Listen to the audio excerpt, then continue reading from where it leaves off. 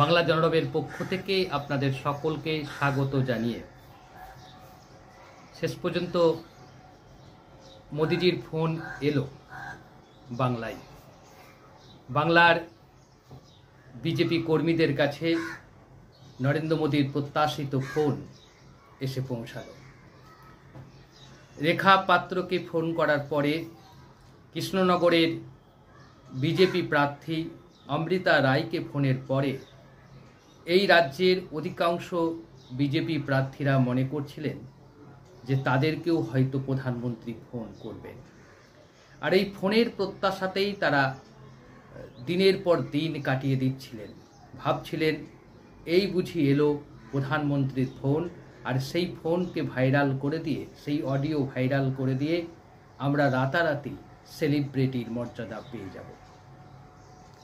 প্রধানমন্ত্রী নরেন্দ্র মোদী রাজনৈতিক কারবারি হিসাবে, রাজনৈতিক ব্যক্তিত্ব হিসাবে স্বাধীনতার পর থেকে এমন ব্যক্তিত্ব খুব কমই এসেছেন যিনি ভোটের রাজনীতিতে দক্ষ একজন কারিগর বলা যেতে পারে। তিনি যে কোন কাজটা কখন কোন মাস্টার স্ট্রোকটা দেবেন সেটা বুঝে উঠতে বিরোধীরা পারবেন না। এখানেই নরেন্দ্র মোদীর সাফল্য। গুজরাটের যখন তিনি মুখ্যমন্ত্রী ছিলেন তখন থেকে এবং আজ পর্যন্ত ভারতের প্রধানমন্ত্রী হিসাবে 10 বছর প্রায় অতিক্রান্ত করতে চলেছেন উনি। এই 10 বছরের প্রধানমন্ত্রীত্বের কালে তিনি যত না প্রধানমন্ত্রী হিসাবে কাজ করেছেন তার চেয়ে একজন বিজেপি নেতা হিসাবে কাজ করেছেন। বিজেপিকে কিভাবে রাজনৈতিক দিক থেকে ফায়দা দিতে হবে, রাজনৈতিক দিক থেকে লাভ দিতে হবে, ডিভিডেন্ড দিতে হবে, এই চিন্তাতেই বা এই কৌশলে নরেন্দ্র মোদী এই কয়েক দশক ধরে কাজ করে চলেছেন। সেই কাজেরই অংশ হিসাবে 2024-এর লোকসভা নির্বাচনে বাংলার বিজেপি কর্মীদের কাছে ভোকাল টনিক হলো নরেন্দ্র মোদীর ফোন। গতকালই নরেন্দ্র মোদী তার প্রত্যাশিত ফোন এই রাজ্যের বুথ কর্মীদের উদ্দেশ্যে করেছেন এবং বুথ কর্মীদের সঙ্গে ফোনে অর্থাৎ টেলিফোনে তিনি কথা বলেছেন, তাদের কাছ থেকে পরামর্শ শুনেছেন, তাদের বক্তব্য শুনেছেন, নিজে কিছু বলেছেন। তবে একটা বিষয় আমাদের কাছে খটকা লেগেছে। খটকাটা এটাই যে বাংলার প্রতি নরেন্দ্র মোদীর যে আগ্রহ দেখাচ্ছেন, আবকি বার 400 পারের নাড়া দেওয়া প্রধানমন্ত্রী এতটা কেন দিচ্ছে, এটা যেন আমাদের প্রথম প্রশ্ন।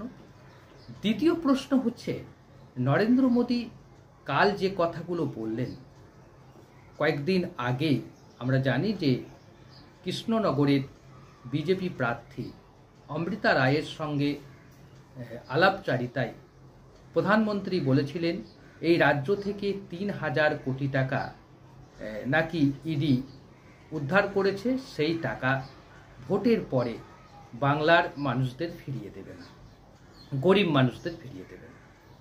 নরেন্দ্র মোদীর এই বক্তব্যকে অবশ্যই যারা সাধারণ কর্মী, সাধারণ জনতা, সাধারণ জনগণ তারা অবশ্যই স্বাগত জানাবেন যে এত ভালো প্রধানমন্ত্রী এদেশে বিরল, এত ভালো প্রধানমন্ত্রী এদেশে এর আগে আসেনি। তো যাই হোক, নরেন্দ্র মোদী যে কথাটা অমৃতা রায়কে বলেছিলেন সেই কথাটা গতকাল তিনি আবার বললেন বুথ কর্মীদের। কি বললেন? যে আপনারা বাড়ি বাড়ি যাবেন, মানুষের কাছে যাবেন, মানুষকে বলবেন প্রধানমন্ত্রী বার্তা দিয়েছেন যে সকল টাকা উদ্ধার হয়েছে, ইডি যে 3000 কোটি টাকা উদ্ধার করেছে তার অংশ বিশেষ তিনি এই রাজ্যবাসীকে, গরিব মানুষদের দেবেন। এখন কথা হচ্ছে যে ভারত সরকারের আইন বা ভারতবর্ষের আইন, ইডির আইন বা এই টাকা উদ্ধারের আইন কি রয়েছে সেটা কি আমরা কেউ জানি না বা প্রধানমন্ত্রী জানেন না? প্রধানমন্ত্রী কি জেনে বুঝে ভুল বলছেন, নাকি রাজনৈতিক একটা বার্তা দিচ্ছে, অর্থাৎ জনগণের কাছে একটা বার্তা দিয়ে জনগণকে কাছে টানার চেষ্টা চলছে? আসলে যারা একটু ইডির আইন জানেন বা এই টাকা উদ্ধারের বিষয়টি জানেন, তারা জানেন খুব ভালো করে যে যতক্ষণ না মামলাটা সম্পূর্ণ হয় ততক্ষণ এই টাকাটা কিন্তু সংরক্ষিত থাকে, এই টাকায় কেউ হাত দিতে পারেন না। তো যাই হোক, মোদিজি বলেছেন, মোদিজি আরেকটা কথা বলেছেন, যারা টাকা নিয়ে চাকরির জন্য টাকা দিয়েছেন 1,50,000 যেখানে পেরেছে দিয়েছেন, টাকা দিয়েছেন, অর্থাৎ শাসক দল, রাজ্যের শাসক দলকে নিশানা করে তিনি বলেছেন যে যারা টাকা দিয়েছেন তাদের টাকা উদ্ধারের কাজও তিনি করে দেবেন ভোটটা যদি বিজেপি পায় এবং বিজেপি যদি ক্ষমতায় আসে। তো এইটা এক ধরনের দুর্নীতির বিরুদ্ধে অভিযান বলা যেতে পারে। কিন্তু প্রথম প্রশ্ন হচ্ছে যে টাকা যিনি দিয়েছেন তিনিও তো অপরাধ করেছেন, ঘুষ দেওয়া এবং নেওয়া দুটোই তো অপরাধ। তাহলে যিনি ঘুষটা দিয়েছেন তার অপরাধ কেন বিবেচনা করা হবে না? আবার আরেকটা প্রশ্ন হচ্ছে, যিনি টাকা দিয়ে চাকরি পেয়েছেন তিনি কি প্রকাশ্যে বলবেন যে আমি টাকা দিয়ে চাকরি পেয়েছি? এটা বলবেন না। তাই স্বাভাবিকভাবেই এই ধরনের কথাবার্তা বলে সাধারণ মানুষকে, অন্তত বাংলার মানুষকে আকর্ষণ করা খুব একটা যাবে না, এটা বলতেই হয়। আর দুর্নীতি, তৃণমূল কংগ্রেসের দুর্নীতির বিরুদ্ধে যদি বিজেপি সরব হয় তাহলে সেটা একটা নাটক ছাড়া আর কিছুই নয়। কারণ বিজেপির কর্মীরা, নেতারা যদি এখন বাড়িতে বাড়িতে গিয়ে বলেন যে এই রাজ্যের তৃণমূলের দুর্নীতির বিরুদ্ধে আমরা লড়াই করব, দুর্নীতির বিরুদ্ধে আমরা সরব হব। গতকালই ইন্ডিয়ান এক্সপ্রেসে একটা বড় খবর বেরিয়েছে। সেই খবরে বলা হয়েছে যে মোদী সরকার বা বিজেপি এদেশের যে 25 জন সবচেয়ে বড় রাজনীতিবিদের বিরুদ্ধে সরব হয়েছিলেন দুর্নীতির কারণে, সেই 25 জনই বিজেপিতে যোগ দিয়েছেন, অর্থাৎ বিজেপি তাদেরকে নিয়েছে। গতকাল রাত্রে আপ নেতা সঞ্জয় সিং জামিনে ছাড়া পাওয়ার পর তিহার জেল থেকে বেরিয়ে এসে আম আদমি পার্টির দিল্লি অফিসের সামনে তিনি যে ভাষণ দিলেন, সেই ভাষণেও তিনি একই কথা পুনরুক্তি করেছেন। অর্থাৎ বিজেপির মুখ থেকে অন্তত দুর্নীতি অভিযান কথা বললে সেটা বিশ্বাসযোগ্য এই মুহূর্তে আর হবে না। ইলেকট্রাল বন্ড নিয়ে যে তথ্য সামনে এসেছে, ওষুধ কোম্পানিগুলোর উপর থেকে যেভাবে টাকা তোলা হয়েছে, তা এক কথায় বড় দুর্নীতি বলা যেতে পারে। দেশের অর্থমন্ত্রী স্বামী পরামল প্রভাকরণ বলছেন যে পৃথিবীর ইতিহাসে এত বড় দুর্নীতি আর হয়নি। এরপরেও নরেন্দ্র মোদী কিংবা বিজেপির নেতারা যখন দুর্নীতির তথ্য নিয়ে বাংলার মানুষের কাছে যাবে, বাংলার মানুষ এটা মেনে নেবে না। বিকল্প তথ্য তো সামনে আসতেই পারত, আসেনি। নরেন্দ্র মোদী এই যে বাংলার বুথ কর্মীদের ফোন করছে কেন জানেন? রহস্যটা কি জানেন? এই বাংলার বিজেপি দলটা এখন ছন্ন ছাড়াই দলে পরিণত হয়েছে। এই দলে না আছে ঐক্য, না আছে সংহতি, না আছে জনপ্রিয়তা, সবটাই এই দলের পক্ষে এখন পেছনের সারিতে চলে গেছে। মানুষের অধিকার নিয়ে এরা লড়াই করে না। যেভাবে গতকালের ইন্ডিয়ান এক্সপ্রেস পত্রিকায় বড় করে রিপোর্ট বেরিয়েছে শুভেন্দু অধিকারীকে নিয়ে, তারপরে এ রাজ্যের দুর্নীতি বিরোধী অভিযানে যদি বিজেপি নামে, স্বাভাবিকভাবে শাসক তৃণমূল কংগ্রেস ছেড়ে কথা বলবে না।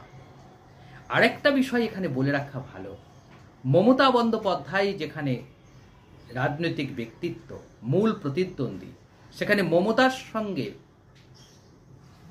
লড়াই করতে হলে, প্রতিদ্বন্দ্বিতা করতে হলে যে বোধ, যে বুদ্ধি, যে বিবেচনা, যে জ্ঞান, যে রাজনৈতিক ব্যুৎপত্তি থাকা উচিত, সেই ব্যুৎপত্তি কিন্তু বিজেপি নেতাদের মধ্যে নেই। স্বাভাবিকভাবে মমতা বন্দ্যোপাধ্যায় তুড়ি মেরে এই নির্বাচন যে তুলে নিতে পারবে সে নিয়ে কোনো সন্দেহ নেই।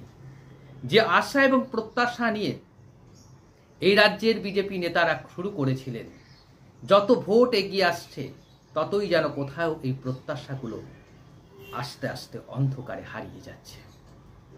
আগামী দিনে কি হবে বলা যাবে না, কিন্তু একথা জোর দিয়েই বলা যেতে পারে যে এই রাজ্যে বিজেপির ভবিষ্যৎ খুব একটা ভালো নেই। কেন ভালো নেই, কেন ভালো হবে না, তার বিস্তারিত তথ্য নিয়ে আগামী দিনে আমি আলোচনা করব। শুধু এটুকু বলে রাখি, বিজেপি দলের যারা নেতা কর্মী তারাই কিন্তু ব্রাত্য হয়ে গেছে। শুধু বাংলায় নয়, সমগ্র দেশ জুড়ে ব্রাত্য হয়ে গেছে। এখন যদি তিনটে নেতার মুখ দেখানো হয়, অজিত পাওয়ার, প্রফুল্ল প্যাটেল আর হচ্ছে নবীন জিন্দাল, এই তিন নেতাকে সামনে আনলেই বিজেপি নরেন্দ্র মোদীর দুর্নীতি বিরোধী অভিযানের প্রমাণ পাওয়া যাবে। এই তিন নেতার বিরুদ্ধেই সবচেয়ে বেশি সরব ছিলেন ভারতবর্ষের প্রধানমন্ত্রী নরেন্দ্র মোদী। আজ তিনি বাংলায় এসে যখন দুর্নীতি বিরোধী কথা বলেন, তখন স্বাভাবিকভাবেই মমতা বন্দ্যোপাধ্যায় ছেড়ে কথা বলবেন না। তাহলে সামনে আসবে অজিত পাওয়ার, সামনে আসবে প্রফুল্ল প্যাটেল, সামনে আসবে নবীন জিন্দাল। তখন কি বলবেন ভারতের প্রধানমন্ত্রী বা বিজেপি নেতারা? ইলেকট্রাল বন্ডের মাধ্যমে যে কোটি কোটি টাকা এসেছে, কাদের টাকা, সেটা যখন সামনে এসেছে, কিভাবে এসেছে, ইডি সিবিআইকে কাজে লাগিয়ে, তখনই প্রশ্ন উঠবে তাহলে দুর্নীতি বিরোধী অভিযান কতটা সফল। নরেন্দ্র মোদী যে স্বচ্ছ ভারতের গড়ার যে প্রতিশ্রুতি দিয়েছিলেন, সে প্রতিশ্রুতি এখন আর দিচ্ছেন না। এখন তিনি একটাই প্রতিশ্রুতি দিচ্ছেন, 2047 সালে এই ভারতবর্ষ বিকশিত ভারতবর্ষে পরিণত হবে। 2024-এ বসে 23 বছর পরে কি হবে সেই স্বপ্ন দেখানো হচ্ছে। এটা কি মানুষ বিশ্বাস করবে? কি বলেন আপনারা? আপনাদের মতামতের আশ্রয় রইলাম। আর এই বাংলায় এই মুহূর্তে বিজেপি কোন পথে যাবে সেটা ভবিষ্যৎ বলবে। 4 জুনের নির্বাচনের ফলাফল